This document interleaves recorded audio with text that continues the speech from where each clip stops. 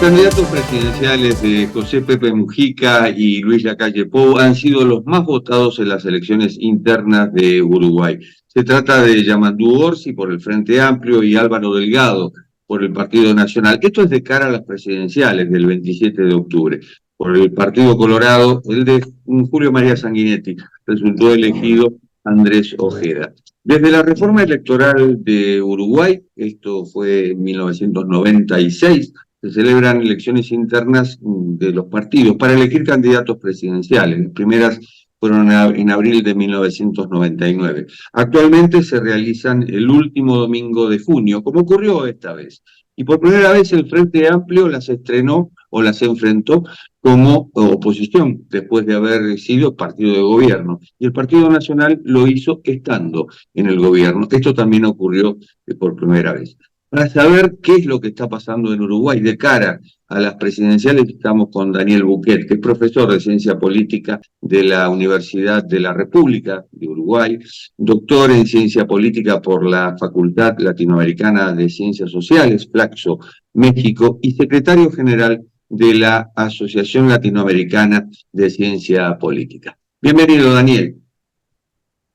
¿Qué tal? Un gusto estar con ustedes. Lo mismo decimos. ¿Hay una nueva camada política en Uruguay? Bueno, sí, se están perfilando nuevas figuras en los distintos partidos. No es un momento de quiebre específicamente, no lo calificaría de ese modo. Ha habido procesos de renovación previos, sobre todo en el Partido Nacional. Antes de eso, bueno, el Frente Amplio fue una novedad en sí mismo. El propio presidente Lacalle Pou es parte de esa renovación que procesó el Partido Nacional hace 10, 15 años atrás.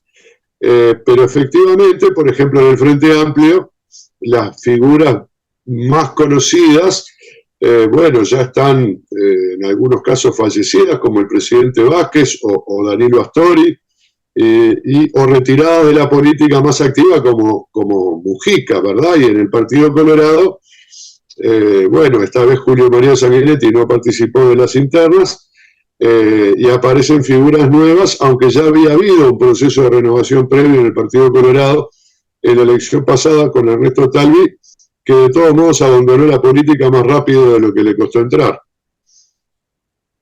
El Partido Colorado es uno de los 5 que integra la coalición de gobierno desde el 1 de marzo de 2020.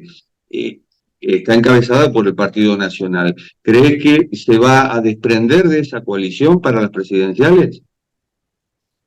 Bueno, no es exactamente desprenderse, pero el sistema obliga a que los partidos compitan por separado en la primera vuelta, ¿no? La coalición no es una alianza electoral como podría ser el caso argentino o mexicano, donde distintos partidos hacen alianzas y apoyan a un mismo candidato, aunque sean distintos partidos.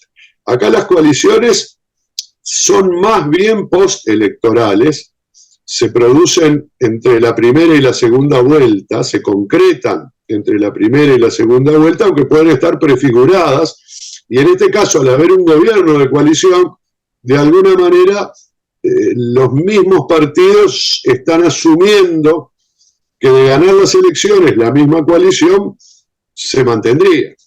Pero bueno, esto no es un aspecto jurídico del asunto. Como todos los partidos tienen que competir por su cuenta en la primera vuelta, naturalmente tienen que diferenciarse para indicarle a sus votantes que es mejor votarlos a ellos que al otro. Entonces, el Partido Nacional es el líder de la coalición, posiblemente el que esté en mejores condiciones de captar los votos de la gente que apoya al gobierno, que lo ha visto con buenos ojos. Entonces los colorados y los otros socios de la coalición están obligados a decirle al votante: vamos a reflotar un gobierno de coalición, pero ahora votame a mí porque yo soy mejor. Y ahí se tienen que diferenciar en algo. Tengo entendido que Lacalle Pou podría ser candidato a senador. ¿Qué queda del gobierno de Lacalle Pou? Bueno, primero sí, efectivamente, podría ser candidato a senador. Tenemos expresidentes que lo han hecho, hay algo de Tabaré Vázquez no, por ejemplo, ¿no? Pero los colorados y blancos anteriores se han postulado liderando su fracción con su lista al Senado, y podríamos decir que hay algo de tradición de la política uruguaya en ese sentido. Y de hecho ya está anunciado el candidato del sector del presidente, lo anunció cuando ganó la primaria y cuando nominó a su compañera de fórmula. Entonces es de esperar que esto efectivamente ocurra. El gobierno de la calle Pou es un gobierno que cuenta con una aprobación significativamente alta, no es la más alta del último periodo, pero está dentro de los mejores. Tiene un conjunto de indicadores razonables, no tiene indicadores espectaculares en ningún terreno, crecimiento económico, niveles de desempleo, ingresos de los hogares, niveles de pobreza, por mencionar algunos, o incluso inseguridad, que son o levemente buenos o positivos o algo mejores que 5 años atrás, en algunos casos, pero sobre todo tiene una buena imagen general, que incluso cuando las empresas de opinión pública buscan explicar qué hay detrás de las valoraciones positivas, no encuentran nada mejor que la pandemia. Es decir, da la impresión de que esta valoración favorable, genérica, porque no es así cuando se pregunta por políticas específicas, sobre todo en seguridad. La gente no aprueba al gobierno en seguridad, lo desaprueba, pero en general lo aprueba, y se ha encontrado que la imagen de la pandemia es el principal sustento de esa buena impresión que ha generado. Es decir, lo que hizo el gobierno durante la pandemia quedó en la mente de, no sé, la mitad de la población como algo particularmente positivo. ¿Por qué se perfila el Frente Amplio como eventual favorito en las elecciones? Bueno, eso es un problema. Es discutible si se perfila como favorito. Precisamente para complementar lo que acabo de decir, que el gobierno tiene muy buenos niveles de aprobación. Estoy hablando del orden de un 45% de aprobación. Normalmente se mide, usted aprueba o desaprueba al gobierno del presidente la calle Pou. No todas las empresas usan la misma formulación, pero esta aprobación está en el orden del 45%. Y esto es un muy buen nivel. Y, por ejemplo, el Frente Amplio en las 2 ocasiones que reeligió, es decir, que obtuvo la reelección, tenía niveles similares de aprobación. Es decir, si uno mira la aprobación del gobierno y piensa en términos de que una elección es una cosa que la gente decide entre el gobierno y la oposición, el pronóstico debería ser que gane el gobierno. Ahora, si uno mira el otro dato clave de la opinión pública, que es la intención de voto, el Frente Amplio está mostrando niveles muy altos de intención de voto, claramente arriba del 40%, con valores que llegan hasta el 47%, por ciento en algún caso de alguna empresa. Y esos niveles de intención de voto también corresponden a los que tuvo cuando ganó las elecciones. Entonces, yo diría que la situación es, a su vez, esta coincidencia entre un gobierno con altos niveles de aprobación y una oposición con altos niveles de intención de voto no se ha visto conjuntamente en todo este periodo previo que tenemos como referencia. Entonces es intrigante, y lo único que deberíamos decir, siendo prudentes, es que esta es una elección con gran incertidumbre donde los dos tienen chances. Y tampoco se ve en otros países, sobre todo de la región. Sí, efectivamente, no es común, más allá de que yo no he revisado evidencia comparativa de estos 2 indicadores simultáneos, pero efectivamente, nosotros estamos acostumbrados a que la intención de voto, allí donde las encuestas son confiables, en fin, donde la opinión pública es estable, donde los sistemas de partidos no presentan variaciones muy grandes, es un indicador confiable del resultado de una elección, sobre todo cuando hay diferencias significativas, ¿no?, entre el primero y el segundo.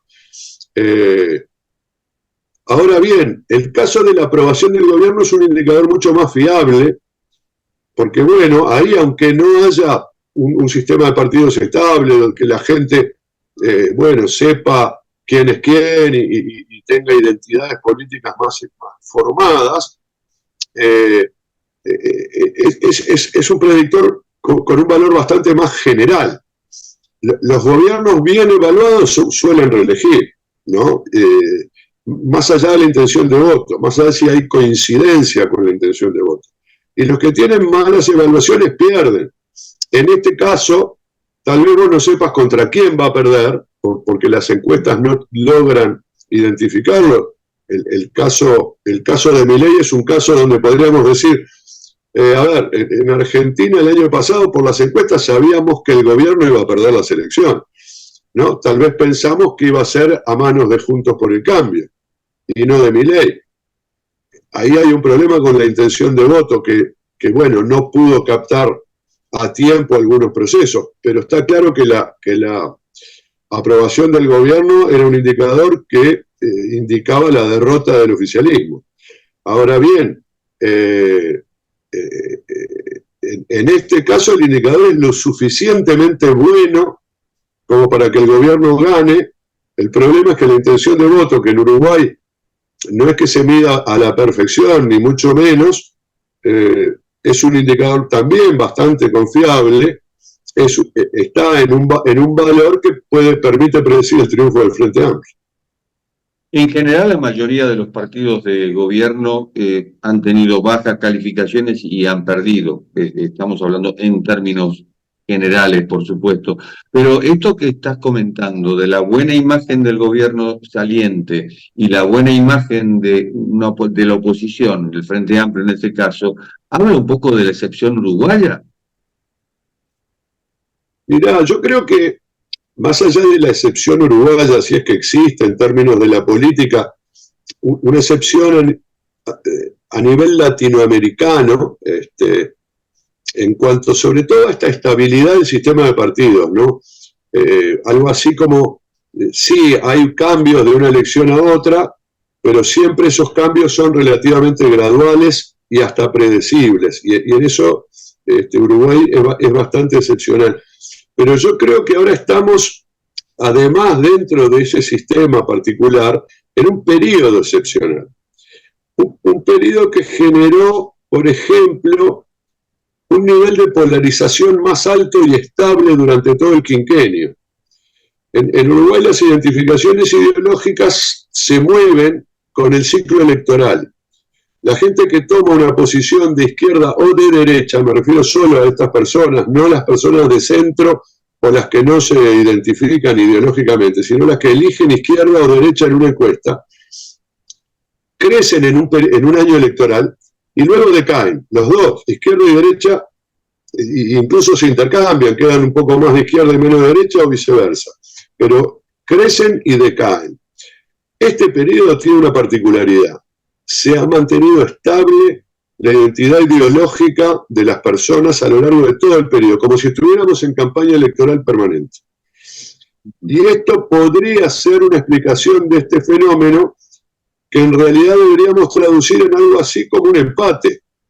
El problema es que la aprobación del gobierno no se traduce estrictamente en la suma de la intención de voto de los partidos de la coalición. Pero si comparamos voto por el Frente Amplio contra aprobación del gobierno, tenemos como un empate, porque ninguna de las dos está por encima del 50%. Entonces, estaríamos en una situación donde la mayoría de la gente ha tomado partido, ¿no? Y esto sería un aspecto de esa polarización que se generó, tal vez porque la pandemia favorece este efecto, tal vez porque tuvimos un referéndum, posiblemente estén al tanto, muy importante, un referéndum contra una ley del gobierno muy importante, que generó 2 años después de asumido el gobierno una instancia de confrontación electoral o votacional, digamos, no era una elección, pero una votación muy relevante entre el gobierno y la oposición, donde los resultados fueron a favor del gobierno, pero por una diferencia muy escasa y muy similares al balotaje de la última elección. Entonces, bueno, tenemos un periodo que yo entiendo que es particular, de alta polarización, de gran estabilidad de las preferencias políticas, y en ese sentido además con muy poca gente indiferente, ¿no? En términos ya sea de intención de voto o de aprobación o desaprobación del gobierno. ¿Esa polarización que es política influye en la vida social, como ocurre en Argentina, como ocurre en Estados Unidos? No, yo creo que en menor medida. Algo de eso sí, hay un fenómeno que se ha estudiado en la Academia de la Ciencia Política.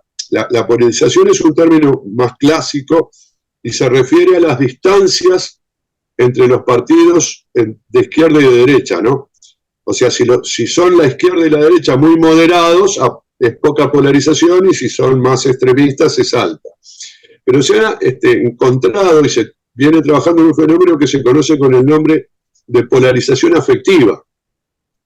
Es decir, el rechazo o la intolerancia respecto del otro, del adversario, ¿no? O lo que en Argentina llaman la grieta, por ejemplo, de manera un poco genérica.